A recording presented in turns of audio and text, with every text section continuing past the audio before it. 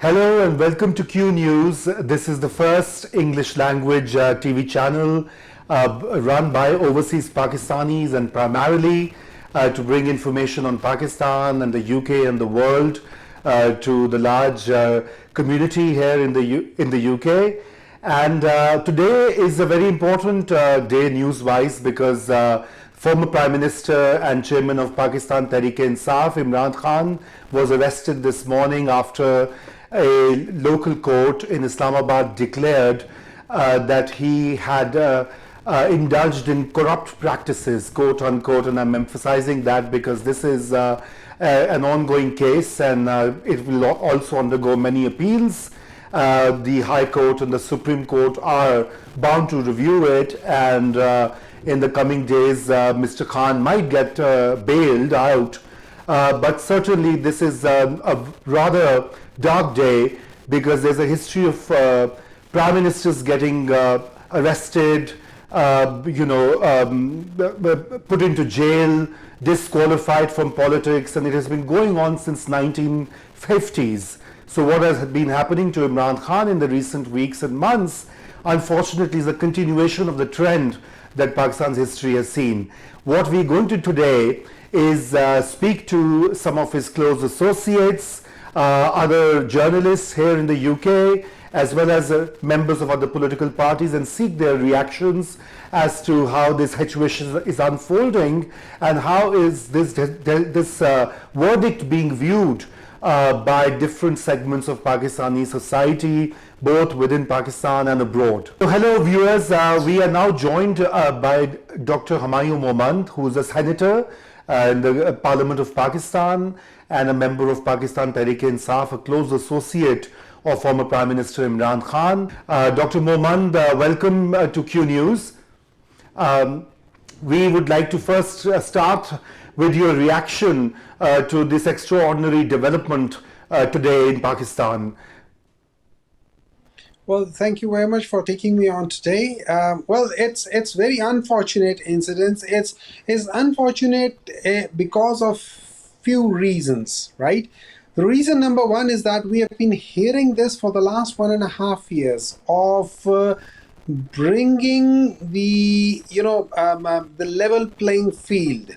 Level playing field means that one way or another way you have to make sure that the Imran Khan has to go through about 200 of court cases. That was one of the conditions of the level playing fields that was actually demanded by Mariam Safdar, and we have seen that it was fulfilled by the Punjab and mainly the Punjab and federal investigations and Punjab police. So that's one thing. The second thing, they wanted to disqualify Imran Khan, and they have got it done through a judgment where the judge, which was obviously was sort of looking into some kind of rush. We don't know why, but there was some kind of rush.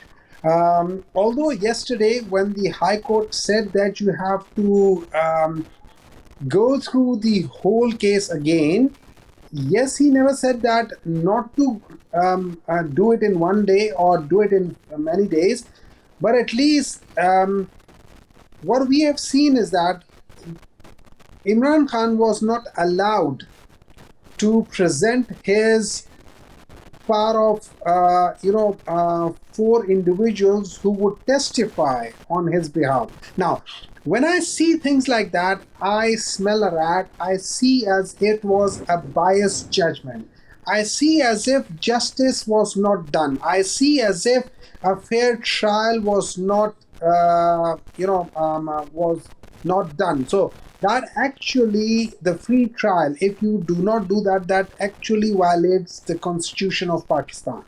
Because I do not think so that that by not giving the access to Imran Khan lawyers to present their witnesses, that was really, really bad. And then if you see so many other things, for example, as soon as the judgment of announced, within 5 minutes the police is there. Within 5 minutes, everything is going on. So So it was it was as if pre-planned. everything was in line.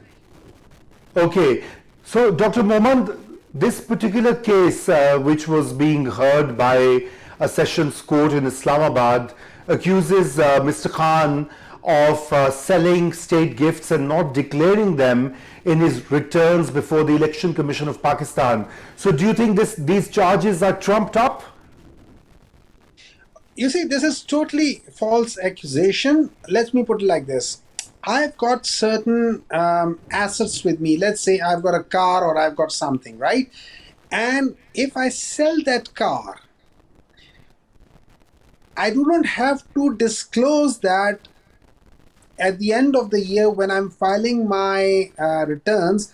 I don't have to show the name of the car, but I have to show the amount of money which I have sold it for. Now, if you see the year 1819 or 18 and 19, 58 million Pak rupees were deposited in the account in the bank of Imran Khan, and that was reflected in his wealth statement. Now that 58 million was actually the amount that was due to the sale of those gifts. Now, there are two things. According to the law of what we call is Toshakhana, or the gift, the law clearly states, number one, the only two things which one cannot purchase is antiques and a car. These are the two things that nobody can purchase. Having said that thing, we have seen that Mia Nawaz Sharif, Asif Ali Zardari, and through Yusuf Raza Gilani, Maryam Safdar, they all bought the cars from Toshakhana. Now that's the only crime which has been mentioned, or only illegal thing which has been mentioned. Now, once I buy a thing and it becomes my property, you can say that it was not a good thing to sell. For example, you give me a present and I sell it off, or I give it to somebody else. It might not be the best practice. That I might agree with, right? But selling that off is not illegal. That's certainly not. I don't think so. It's been written somewhere that it's illegal that you can No, sell I that thing. think, Dr. Mohammad, you're absolutely right. It's not illegal. It's allowed by the government rules. The cabinet division empowers those who the highest officials and public functionaries to buy gifts at a reduced price. I think the issue here is that there was an omission to declare them or not correctly report before the election commission. I mean, of course it's a technicality, and as you rightly said in your introduction, that this has been happening earlier in Pakistan as well, where technical grounds are used to sort of disqualify and take the politicians out of the political arena. But my question here is, do you think that Mr. Khan will get justice from the higher courts, because the appeal will go to Islamabad High Court and then Supreme Court? To be very honest, High Court, I do not have much hopes. If it was for the High Courts, it would have already been asked by the High Court that, look, the same judge should not be presiding over this case, because the client or the person accused, which is Imran Khan, has got reservations of his partiality or impartiality. So in that way, the judge, if he had any judge, if I have an issue or if I have got some reservations with his partiality, and any judge with a higher moral grounds will recuse himself from that. And we have seen that thing in a very recent past when there was a disjudgment against in a Supreme Court, and the government initially, although agreeing to Justice Mansoor Ali Shah's declaration that he is related to one of the ex chief justice, one of the ex Justice judges Jawad of Supreme Khaja. Court, Justice Jawad Khaja. So initially, the government did not had any reservations on that, but the very next day they came out with reservations, and Justice Mansoor Ali Shah simply recuses himself for that. Now that is a high moral ground. That is the right way of doing that thing. I mean, right or wrong, but that is the right way. Now, what I think is that in the Supreme Court, I might still have some hope. I might still have some hope. Now, let's see how these things unfold. But generally speaking, there is I mean, if you see if you feel in the air today, there is a feeling of, mashallah, there is a feeling of fear. People do not think that they have got the freedom to protest.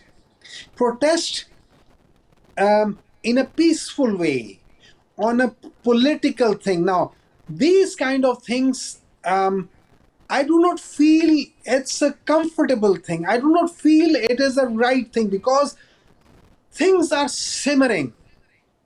Anything which is simmering and you have put a lid on it will ultimately boil, and it will spill everything. Now, this could be very dangerous.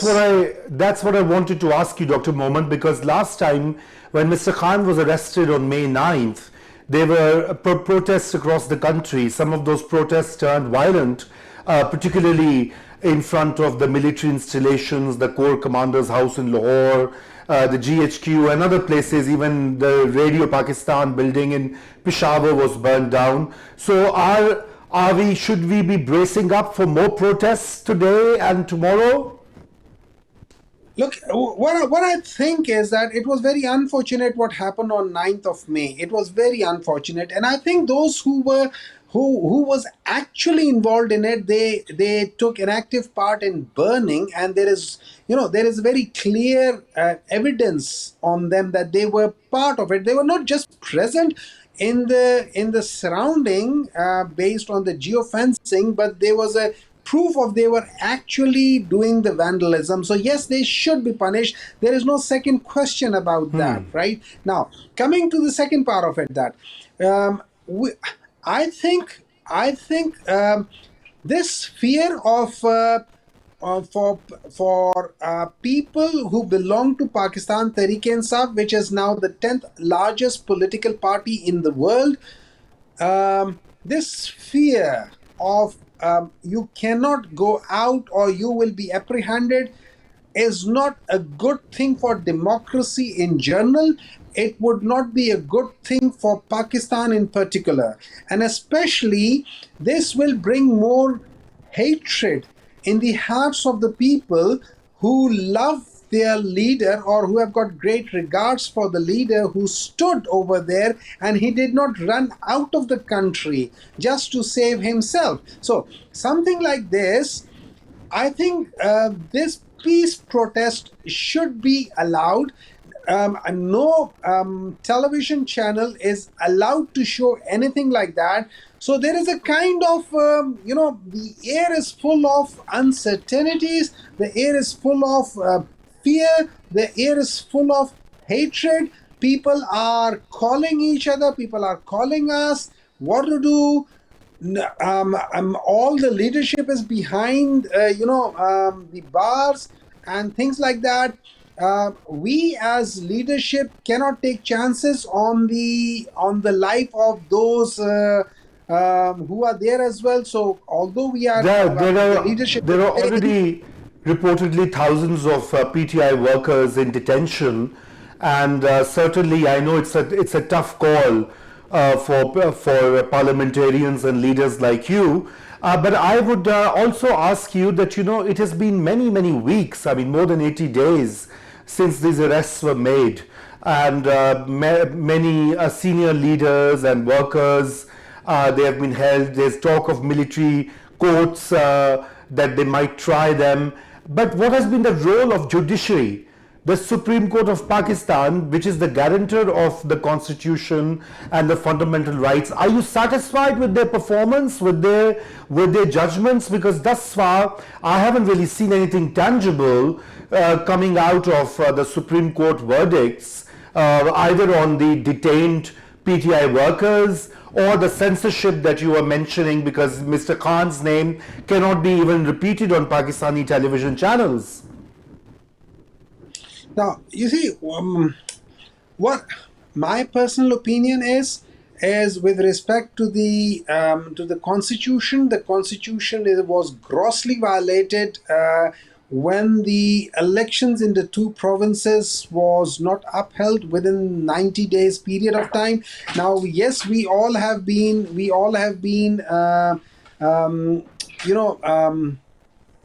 told that the High Court, Lahore High Court, took the decision on 10th of February that the elections should be conducted within 90 days. And then there was this case of 184.3, whether the suo motu action can be taken by Supreme Court, yes or no, and they had this split. But I was not satisfied when the obvious thing was not written clearly in the judgment that, look, we agree that suo motu should not have been taken. We have got our reservations, but please conduct the elections within 90 days, period. And that should have come as a judgment separately from the rest of it. So it should have been divided in two things. Number one, with 184.3, yes, there should be a three-member bench or something like that, or committee within the Supreme Court in order to decide if suo motu action can be taken, yes or no. And then the second part, that we all unanimously would like to order that the elections, as previously a judgment given by the Lahore High Court, should be conducted within 90 days, period. Now, if that thing would have been done, then justice would have been served. When justice would have been served in February, 9th May would have never happened, right? Now, unfortunately, whenever there is injustice, whenever there is delayed justice, people, not that they are against something, but in some kind of things which you are doing, there are certain things, or when you are going out, the mob mentality can sometimes go out of the hands. It becomes very difficult to control those things. Now, these are the things, that is why justice needs to be seen being done. And Okay. justice delayed is justice denied. Agreed. Dr. Mohammad, the observers have also noted that since May 9th, Pakistan Tehreek-e-Insaf's relationship with the powerful military establishment has basically come to a really serious turn, or some would call it point of no return. Now, do you agree with this assessment? Because Mr. Khan's arrest today is also being viewed in that light, that, there were two press statements made by the military through their media wing, the ISPR, in which they talked about pre-planned efforts to, target these military installations on May 9th, etc., etc.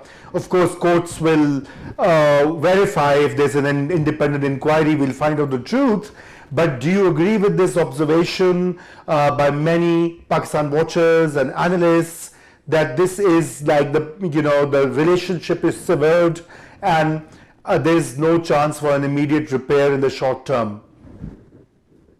Well, certainly there is a breach of a confidence between the two. That's true.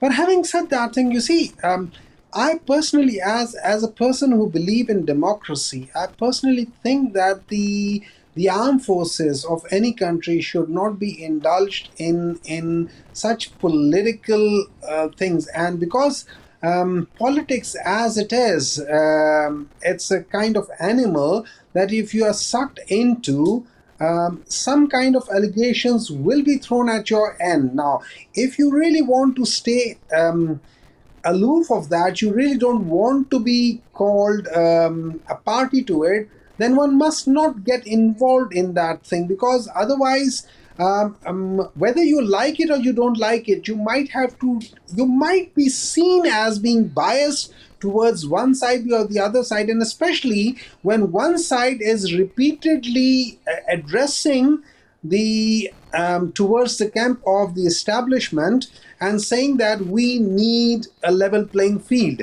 Now, with these things and the rumors in the air that there is some kind of settlement which is called London Plan, and when you start seeing those things happening, even if you're not a believer in establishment being playing a role in such things, you start suspecting it. Now, this suspicion, or sometimes perceptions can be stronger than the reality. So I think these kind of perceptions are very damaging towards the institution. And even if there is a mistrust between a political party and establishment, I think establishment should have come forward and cleared the air between the political party, which is the most popular political party, and the leader, with the institution. Because at the end of the day, if it's seen as if there is a rift between these two entities, then what people would see is that all these things are being manipulated, whether true or not, but they would perceive it as being manipulated by the establishment. Now, you see, when we talk about corruption, it's a perception index, right? So the perception index have to be such a way that you should be perceived as you are not biased. By neutral means you are not biased pro one political party or pro another political party. But And Dr. Momand, being neutral also means that you should be neutral in order not to take sides of any one of them. But Dr. Momand, the PTI, many claim, was brought into power with the support of military establishment in 2018. So at that time, they enjoyed good relations. Former Prime Minister Imran Khan with the army leader, Army Chief General Bajwa, and the DG of ISI, General Faiz. And then, of course, the relationship turned sour, and now we have come to this point where the PTI thinks that the establishment has become biased against Mr. Khan.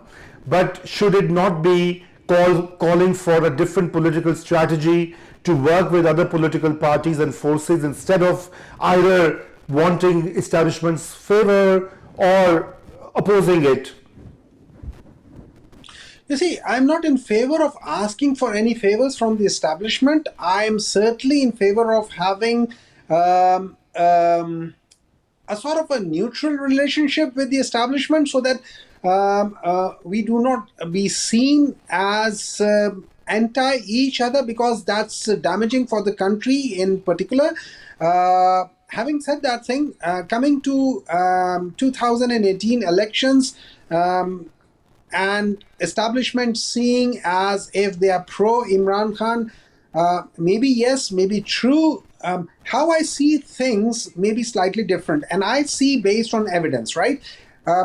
Being a student of science, I try to evaluate things on what evidence comes in front of me. Now, when people talk about the elections and all that election process sort of breaking down, and then PTI emerging as the most popular party, when I see the evidence, I see Khwaja Asif losing his seat before the RTS system broke down, and when it broke down, when it got back into the system, Khwaja Asif won his seat. So Similarly, Rana Sanaullah. Now, these are the two strongest,